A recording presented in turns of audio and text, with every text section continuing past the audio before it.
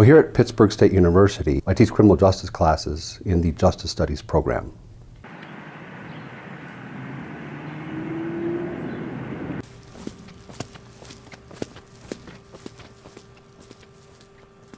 I'm Mike McCracken. I'm Director of University Police and Parking.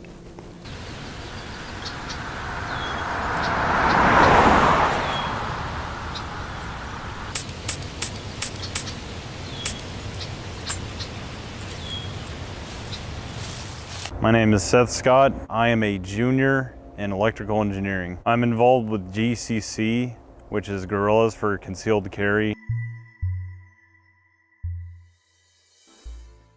I think largely in part it's a really a highly politically driven agenda.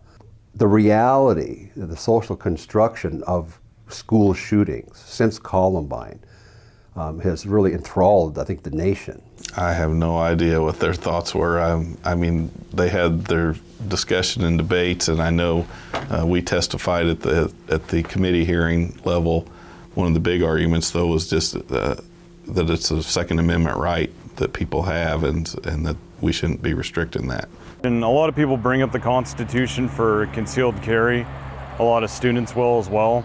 But the deal with the Constitution is it wasn't made flawless. They had to have a Bill of Rights to amend things to it.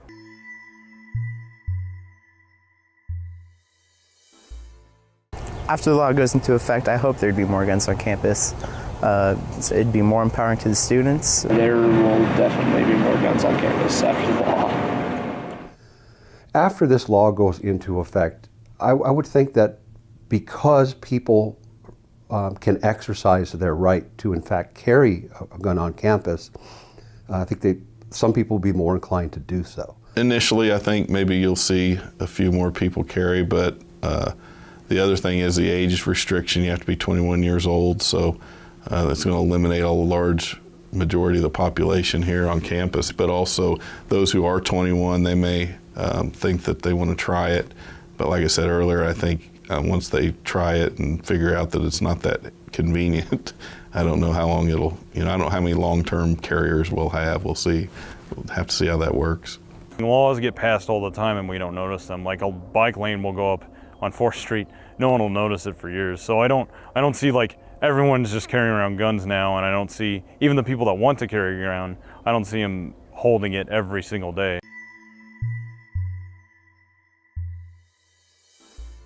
I don't know what the ALICE program is now. I don't know the details about it.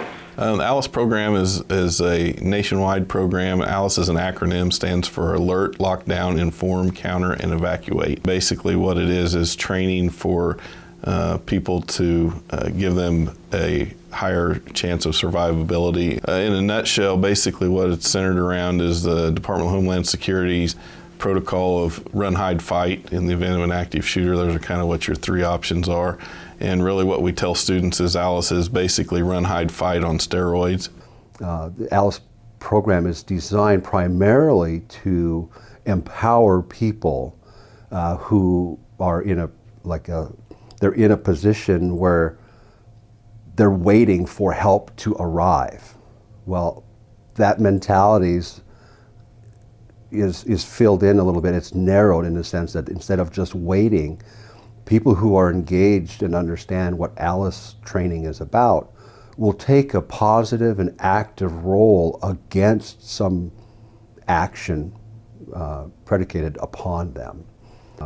They have a gun and you don't. I have a book, but can I use that book as an alternative weapon or protective device? I think it's a lot more effective than what our original program was. I think it'll really, if there wasn't enough deterrence with, anyone potentially owning a gun now or anything like that, I think that is a pretty big deterrent in itself.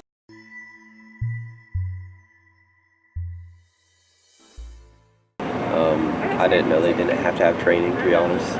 Well, don't you have to have some, or isn't it like?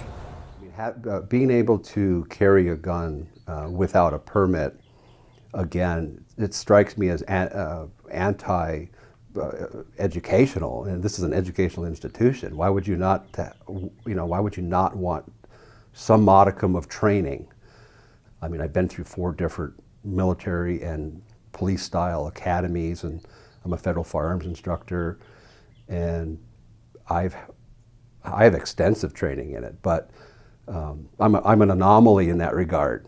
My perspective is that I trust myself with my gun, but I don't trust anybody else with theirs in this environment.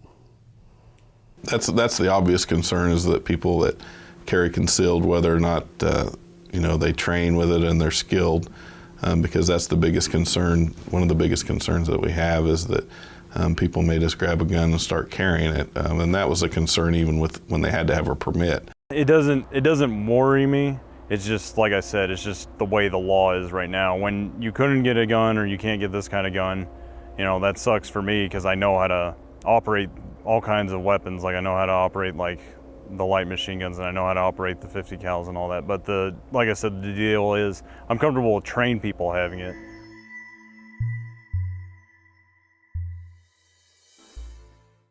I think that a Pitt State student would be qualified to stop a shooter if they did have a permit and knew how to shoot a gun that they had.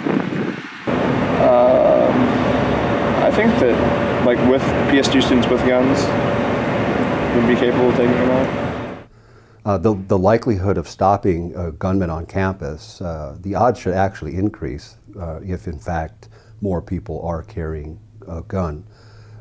Part of the issue that I see is the fact that how people react to that sort of situation. You have 3 options: fight, flight, or freeze. And many people, to include people with training, namely law enforcement, they don't do a lot of training in active scenarios. And so the freezing and the tunnel vision and just the effect of an incident like that, it's hard to, it's extremely difficult to try to judge or interpret or predict with any reliability what any one person is going to do. I think that if there was a shooter on campus and no one had a gun, it would be a lot harder to stop him, because you have to get close enough to him to grab him in order to stop him. But with a gun, you can be far away and still stop him.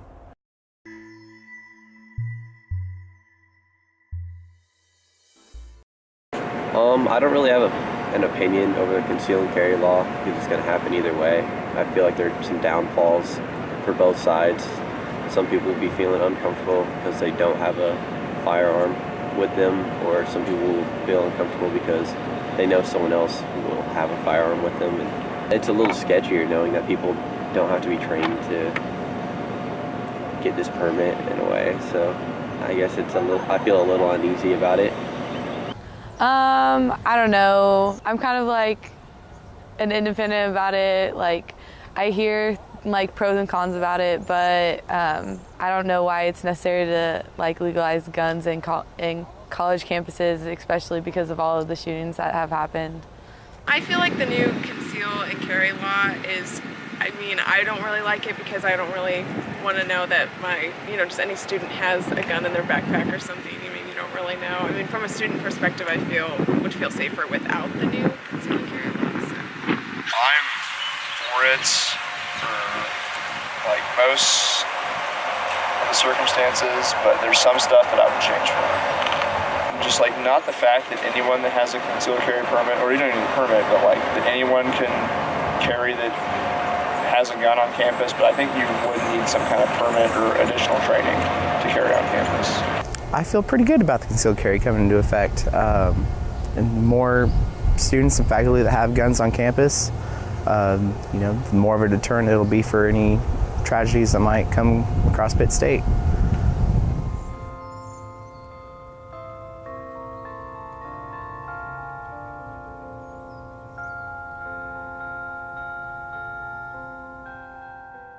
Our society, for quite a number of years now, has been driven by fear-mongering, whether it be through politicians, the news. Again, I think just the news construction of school shootings in and of themselves have created immense amounts of fear, and people, they don't know what to do about it.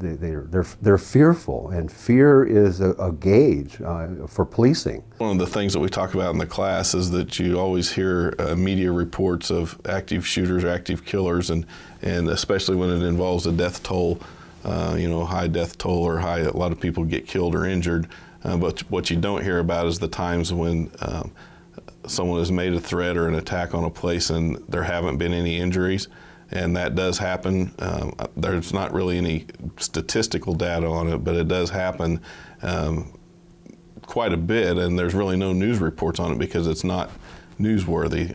I've had some anecdotal discussions with students in my classes, and they've asked me different questions, but I, of course, ask them how they feel about it.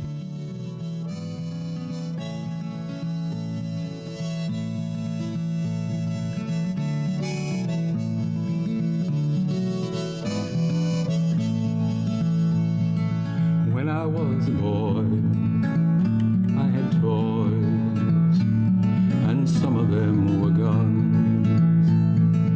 I'd shoot only bad guys for the bad things they had done, for the bad things they had done. I never shot Aunt Jenny, my cousins, or Uncle Joe. I never inadvertently shot myself, I never shot my mother or my baby brother Mike, and never even accidentally shot someone I liked.